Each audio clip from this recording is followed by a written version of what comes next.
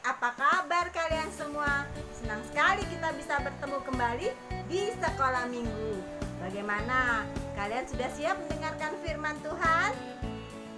Oke deh, hari ini tema kita Yesus sahabat orang yang bertobat. Nah, kita siap-siap dengan firman Tuhan. Baca kitab sucinya. Ambil cepet-cepet kitab sucinya. Kita baca bersama-sama ya. Adik-adik, mari kita buka Wahyu 3 ayat 19 sampai 22. Kita baca bersama-sama ya. Teguran Tuhan. Barang siapa kukasihi, ia kutegur dan kuhajar. Sebab itu, relakanlah hatimu dan bertobatlah. Lihat, aku berdiri di muka pintu dan mengetok. Jikalau ada orang yang mendengar suaraku dan membukakan pintu, aku akan masuk mendapatkannya, dan aku makan bersama-sama dengan dia, dan ia bersama-sama dengan aku. Barang siapa menang, ia akan kududukan bersama-sama dengan aku di atas tahtaku, sebagaimana aku pun telah menang dan duduk bersama-sama dengan Bapa-Ku di atas tahtanya. Siapa bertelinga, hendaklah ia mendengarkan apa yang dikatakan Roh kepada jemaat-jemaat. Demikianlah sabda Tuhan. Syukur kepada Allah. Nah, adik-adik, pernahkah kalian dimarahi orang tua karena telah berbuat kesalahan yang berulang-ulang? Misalnya, berantem, atau berebutan mainan, atau main sampai lupa waktu sehingga lupa mengerjakan PR ataupun mengerjakan tugas-tugas di rumah. Bisa juga karena kalian main sampai barang-barang di rumah pecah ataupun rusak. Tentu saja orang tua kita akan menjadi marah, bukan, pada kita? Tapi tunggu dulu. Saat orang tua kita memarahi atau menegur kita, bahkan menghukum kita, itu bukan artinya benci loh, tapi karena rasa sayang kepada kita. Mereka ingin memberitahu kita di mana letak kesalahan kita supaya kita sadar, dan mereka ingin kita memperbaiki diri, bertobat, tidak berbuat kesalahan yang sama berulang-ulang. Kita juga diharapkan hidup benar, menjadi anak yang baik, anak yang taat, patuh, dengar-dengaran. Juga mereka ingin supaya kita mendapatkan yang terbaik, karena orang tua kita tahu dan mau yang terbaik buat anak-anaknya. Demikian juga dengan Tuhan Yesus, adik-adik. Tuhan Yesus sangat mengasihi kita.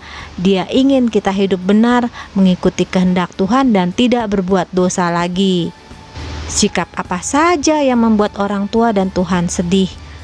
Yaitu jika kita berbohong, tidak berkata-kata yang benar, suka menyalahkan orang lain, padahal kita tahu itu salah kita. Itu berbohong, adik-adik. Juga saat kita ingkar janji. Misalnya kita bilang, ya aku gak akan nakal lagi, tapi besok-besok udah lupa tuh. Itu ingkar janji. Nah, juga saat kita membantah, tidak mau mengikuti perintah orang tua atau saran dari orang tua kita, berbuat semaunya aja, gak mau diatur, itu juga membuat orang tua kita dan Tuhan Yesus sedih. Juga saat kita tidak mau memperbaiki diri, terus berbuat kesalahan yang sama dan tidak mau bertobat. Ada lagi saat kita berkata-kata kasar, bertingkah laku tidak sopan terhadap orang lain, khususnya orang tua, atau membentak-bentak orang tua. Wah, jangan ya adik-adik. Kita juga membuat orang tua kita sedih kalau kita tidak mau mengampuni, kita suka marah-marah, menyakiti orang lain, dan tidak mau berbagi kasih. Tentu saja semua membuat Tuhan dan orang tua kita menjadi sedih. Adik-adik, saat Tuhan Yesus belum tinggal di hati kita dan kita terus-menerus melakukan kesalahan yang sama, yang tinggal adalah si jahat. Oleh sebab itu Tuhan Yesus mau datang ke hati kita, mengetuk pintu hati kita. Apakah kalian mendengarkan suaranya?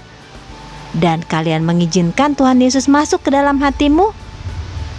Nah, adik-adik, Tuhan Yesus ingin agar kita menerima Tuhan, membuka pintu hati kita, membiarkan Tuhan Yesus tinggal di hati kita. Saat Tuhan Yesus masuk ke dalam hatimu, maka iblis akan segera pergi dan kita akan mengakui kesalahan kita, juga berhenti berbuat dosa. Lalu kita akan hidup menurut firman-Nya. Saat kamu sudah bertobat, kamu akan hidup sukacita.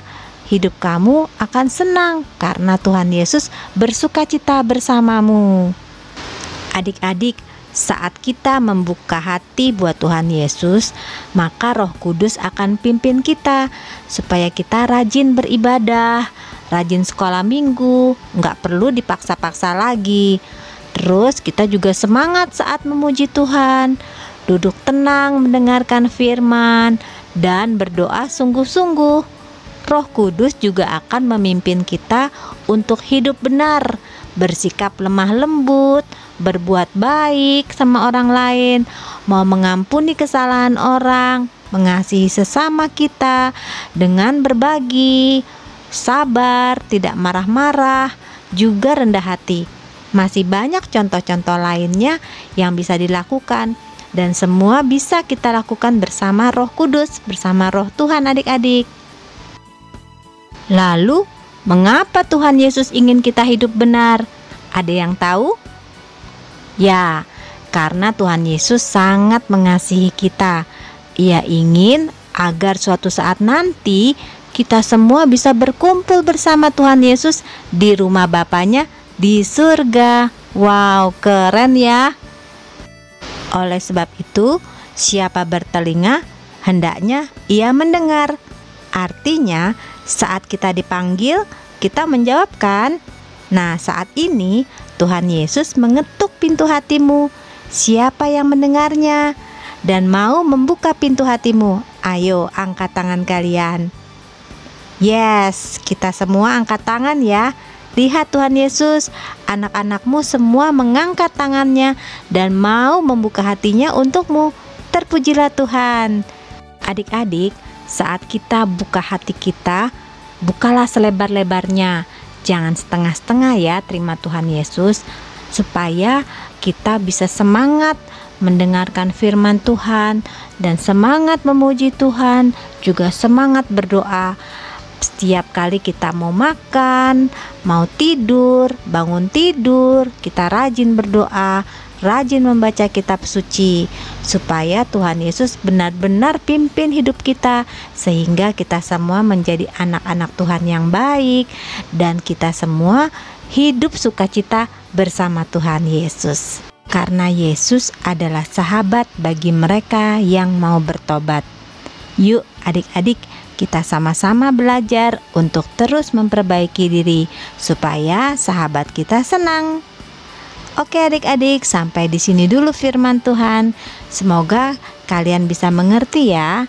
Sampai jumpa lagi minggu depan. Bye-bye, Tuhan memberkati.